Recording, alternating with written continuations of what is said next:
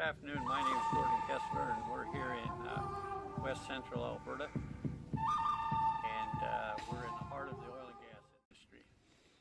Today we're going to talk about this book. It's a novel I've written called Wolverine Hill's Espionage Scout. This is a book about a little known practice it's called oilfield scouting, and actually what it amounts to is spying. The oil and gas industry calls it scouting to make it more acceptable, but it's spying, and we're going to take you to that world today. If you're interested in the book, you can get it on Amazon, in paperback, and in ebook. So why did we come all this way from Arizona to Alberta to do this story? It's because it's really difficult to get publishers to publish an unknown author. If you're a celebrity, I'll show you. If you're a celebrity like Ellen DeGeneres, it's not a problem. If you write cookbooks like Pasta is Not Fattening, it's not a problem. If you're Susan Boyle and you're discovered on American Idol, it's not a problem. But if you're unknown, you have to do something to get exposure. And so today, we're going to give you a sneak peek into the world of oilfield spying. Let's take a look at some of the equipment that's going to be used. Some of the equipment we're going to use today. We'll start with the binoculars. These are so that when we're checking a rig from a distance, we can just take a quick look at it, see what's going on. We don't use them much. We use these. These are spot and scope.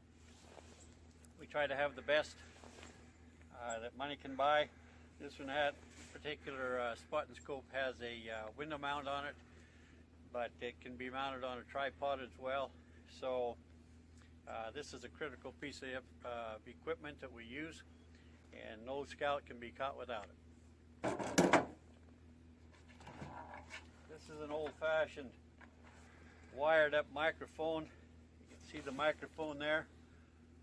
It's about half the size of a dime, maybe a third the size of a dime, and it has multi-uses. The only problem with it is it's wired, so it's a little more conspicuous than what we like. This one's a lot more versatile. This is a little FM microphone. You can see it's not very big, and it's very adaptable. We have an amplifier on this one, and we can actually zoom it in with our FM channels on our radio and pick it up. Anytime we're picking up conversations, we use a voice-activated tape recorder so that we can record the information that we're getting, and later we'll write up a report and submit it to our client. Whoever the oil company is has hired us to go out and do the spy job. These are handheld scanners. These two scanners here are extremely expensive, but the scanner's a handheld, and we also use a desk mount scanner, and they're invaluable in the industry. And so every good scout has a basket full of scanners. In case something goes wrong with one of them, you got some backup. There's a piece of equipment in here we won't talk about today. There are just some things that I'm not prepared to expose, but this piece of equipment is invaluable in the industry. But we're not going to go any further with that today. In fact, we won't discuss it again while we're out. So let's get ready to go. We'll jump in the truck and take a ride. Let's get started. So follow me.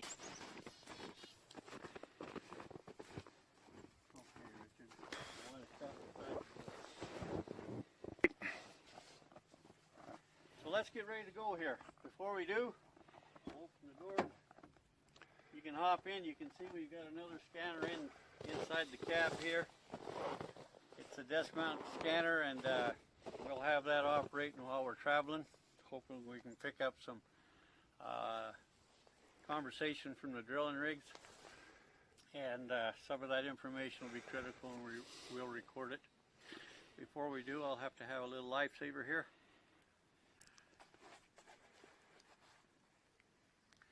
Actually, that's not the real lifesaver that I'm worried about taking. This is the lifesaver I need right here. We don't go anywhere without jump in, take a ride, spend the day. Well, we're here in Rocky Mountain House. This is the capital of Oilfield Spying.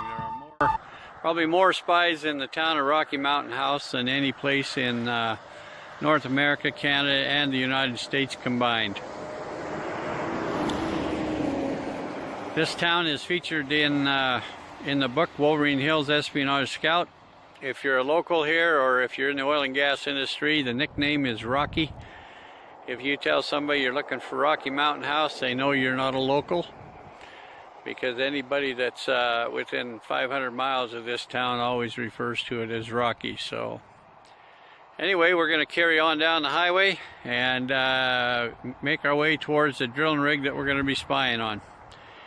Until then, we'll talk to you later. Bye. Yeah, right now in our scanner all we're getting is some weather here, but as it scans through the channels, we're hoping to pick up some information on some drilling operations in the area. And so as we're driving, we'll just continue to listen to it. We better carry on before it gets much later so we can get to the rig.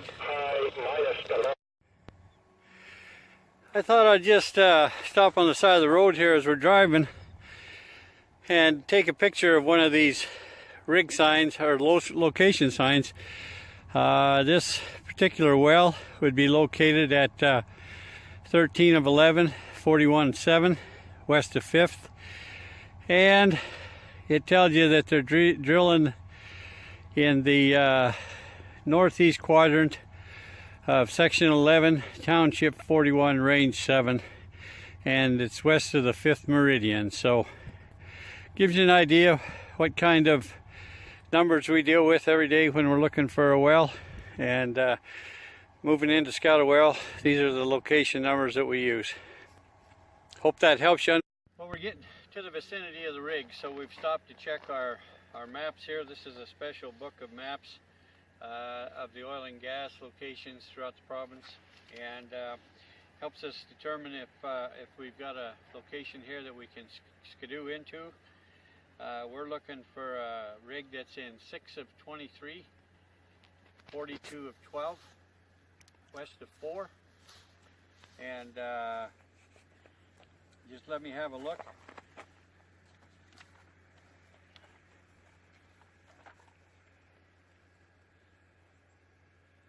We're about 2 miles from the rig, according to these maps. And I see a real good cut line that we can probably access that rig. So we'll go ahead and head that direction, and we'll skidoo part way in, and then we'll walk the rest of the way in so that they don't hear the skidoo. So we'll see you when we get to the rig.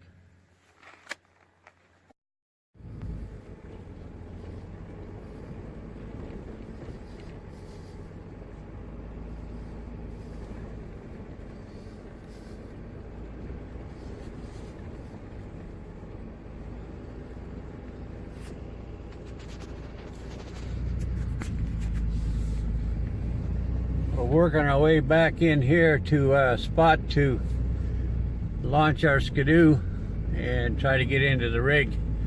As you can see, even this old cut line is pretty tough going. So anyway, it looks like this is a spot we can launch our skidoo from, and we'll see how it works. Pretty deep. I'm not sure we're going to be able to make this work, but we're going to give her a shot today and see what happens. Anyway, we'll get our skidoo unloaded and we'll get ready to go. So we've got an old abandoned well site here, and it looks like we're going to maybe try and use this where we're going to set up our camp for permanent camp. And then we can just go right down this cut line. I'll try and get a shot of the cut line.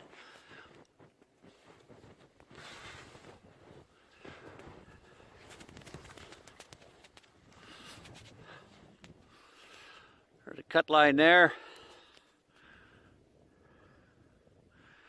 And we'll try and skidoo down that. If we can't make it with the skidoo, we're going to end up having to walk into that rig. And we're probably looking at least a half a mile of sledding through this, or walking through this snow that's about 2.5 feet deep. But if we can't get the skidoo down there, that's what we'll have to do. So anyway, we'll get the skidoo unloaded and we'll give her a try, and we'll meet you at the rig. Hey, let's head for the rig.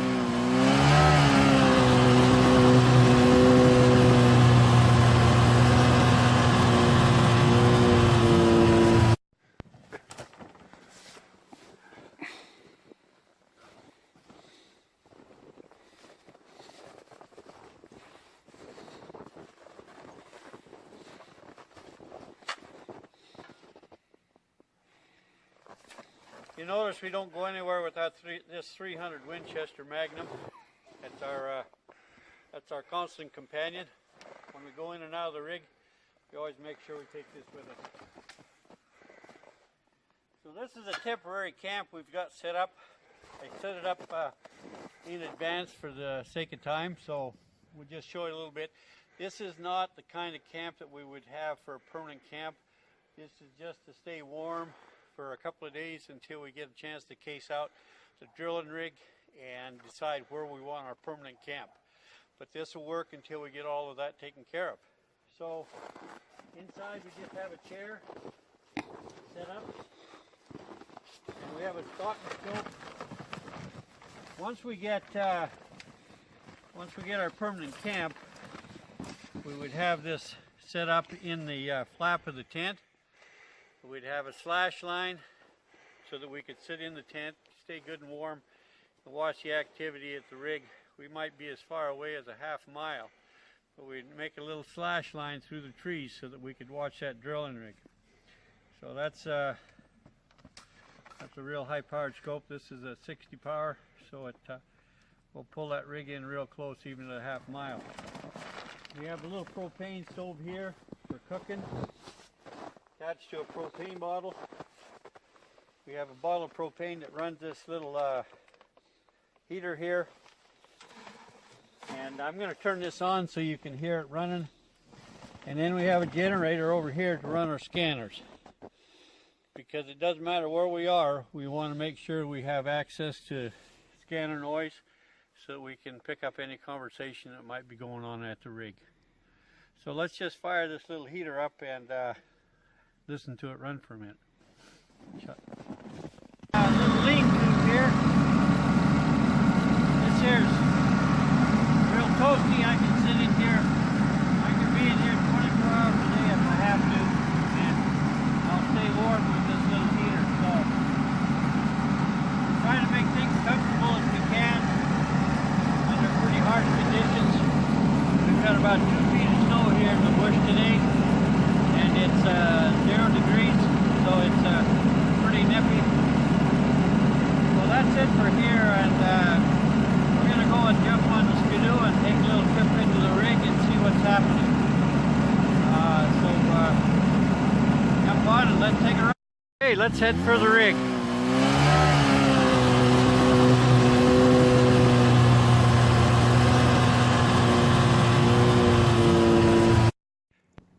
Well, we've ditched the skidoo, and snow was pretty deep, so it was making it really hard to get in with it. So we're going to go ahead and walk the rest of the way in. You can kind of get an idea here of the kind of brush and timber we're in. We'll just make our way to the rig here. Once we get there, I'll get you back on, and you can kind of keep following what's happening, and we'll get some shots of the rig and figure out what's going on there. and then we'll decide what we're going to do with our camp. So we'll talk to you when we get to the rig. Sneak in a little closer and get our tripod set up, and we'll get our scope on there and find out exactly what's going on the rig floor, and then we can make some decisions exactly how we're going to proceed here. As far as our permanent camp, we're going to have permanent camp because she's pretty tough sledding in here, and so we're going to put a permanent camp in here once we get out of here. So follow me in a little closer.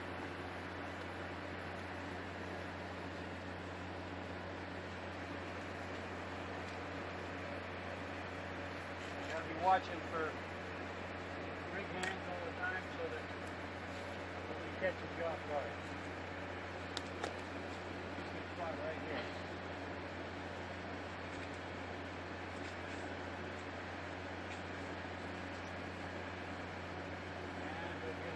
On there. Sit here and watch for a little while.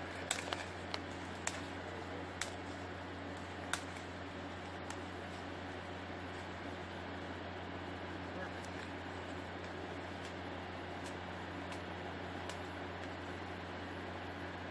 Hey.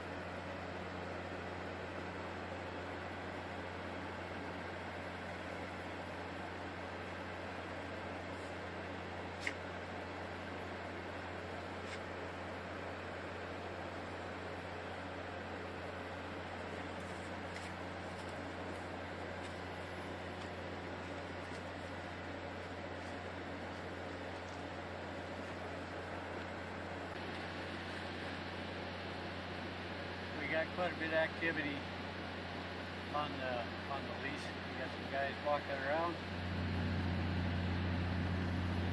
They're just sitting here circulating. It looks like they're waiting for a service company to show up. It could be cementers, it could be casing.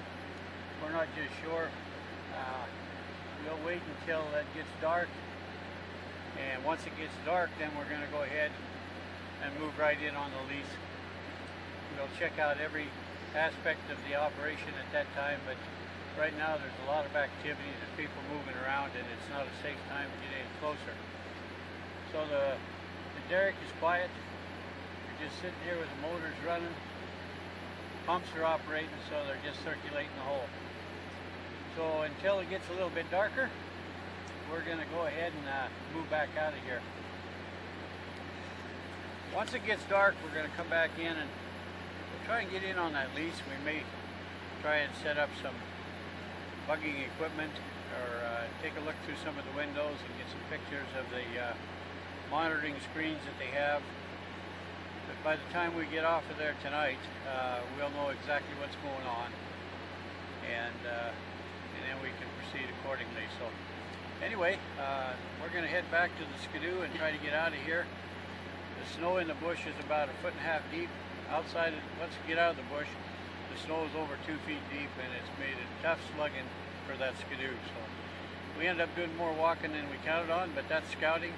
If you're going to get in the spy business, you have to plan on working once in a while. It's not all just planting bugs. There's a lot of hard work to it. And if you read the book Wolverine Hills, you'll get a better glimpse of exactly how hard the work can be, especially when they discover you and things start going sideways. And when they discover you, things go sideways in a hurry. So anyway, let's try and get out of here. We'll see you when we... Before getting out of here, I've decided that I want to just get a little better look at the location, see what's going on. I'm going to climb up over this mound that they pushed up here, see what kind of view we get here.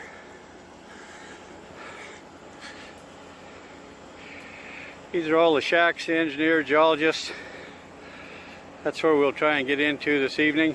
And I see sand gels here. That truck right there is a sand gel cement truck. So it looks like they're getting ready to do a cement job. I'll just move a little further around here. You can see the bulk tanks over there.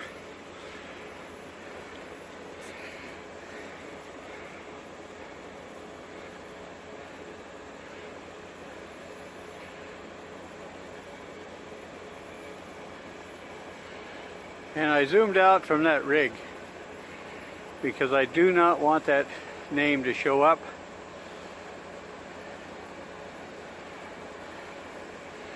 But this is a pretty good spot right here to set up and keep an eye on them at night, and they wouldn't know you were around as long as you stay down and stay out of sight.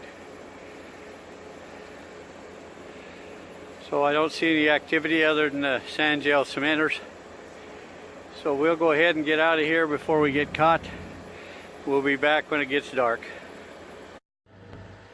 I was getting ready to get out of here after I climbed that mound, and just as I was leaving I heard the rig fire up again, and they started moving some pipe here, so I thought I better come back and get a check on them and see what's going on. Looks like they're getting ready to pull out of the hole here.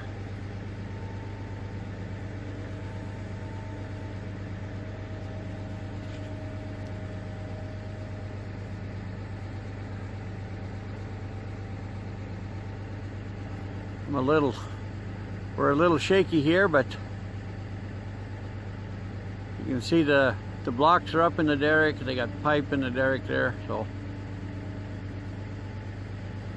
we better get out of here. There's some activity and we don't want to get caught. We'll be back tonight. We'll go in there and get some really critical information for our client, and we get caught here, things can go sideways in a hurry. So it's always better to be working when the sun goes down. So let's make an exit, and we'll be back later. We're working our way back out of here to the skidoo, but you can see how tight this brush is. You spend a lot of time almost on your belly to get through some of it.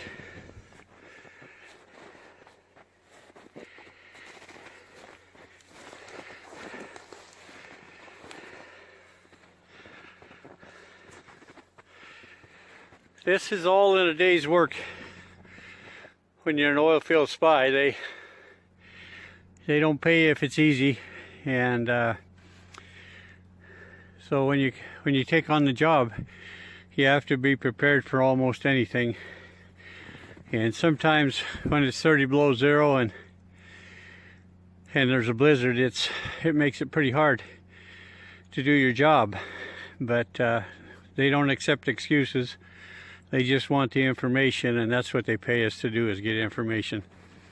So we're just about out of here. We'll be back to the skidoo in about 10 minutes, and then we'll talk to you then.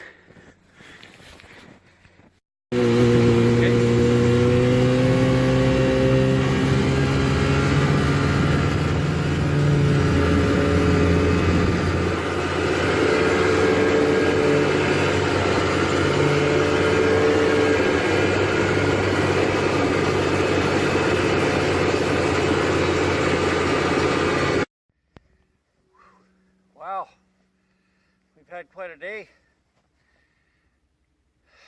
We had 20 below zero and 2.5 foot snow drifts, and we dumped our skidoo in the bush.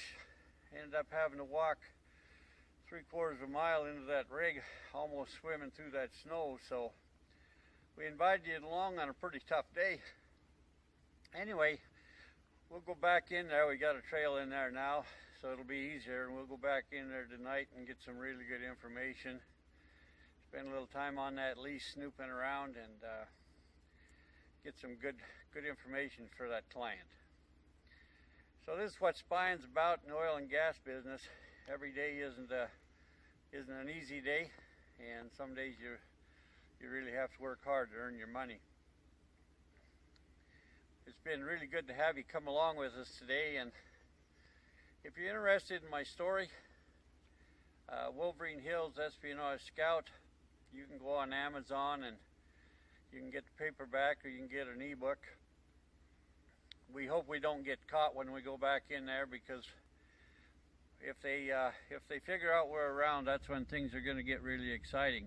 If you read the book, you'll find out how exciting it can get, and some days are pretty dramatic. So we are glad you came along. We hope that you've enjoyed your day as much as we have. I think we enjoyed our day. So until we meet again, you have a good day, and we'll get ready to go back into the rig tonight. Take care.